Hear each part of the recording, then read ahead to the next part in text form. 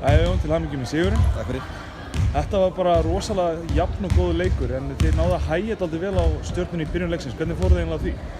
Þetta náttúrulega byggist á því að reyna að hægja á Denny og okkur tókst það sem við ætlum okkur að hægja á henni. Hún skoraði þann 30 stíg. En ég held að það hefði svona í upphafi leiks tókst það reynda að fekk hún slatta villum á okkur en við náðum svona að láta boltan úr hennar höndum til að byrja með og það er svona hjálpað okkur að gaf okkur svona pínu sjálfstraust. Hvernig heldur þú að það hafi náð þessu áhlaupi í öðrum leikluta til þess að jafna fyrir hálfleikin? Þetta er bara dúndur lið sem við erum að spila á móti. Það er ekkert flóknara. Þeir eru bara með gæði og þeir eru bara góðar og vel þjálfaðar og að mínum að þetta er eitt best þjálfaða liðið í deildinni. Já, getur aðeins talað hversu mikilvægt Bryndís og Dalla voru í fjórða leikluta?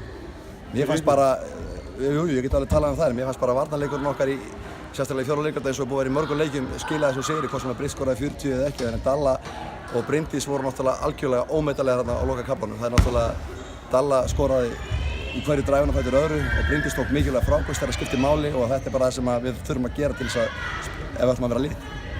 Er eitthvað sérstaklega sem að ætla að bæta eða skerpa þarna í landsleikjaliðinu?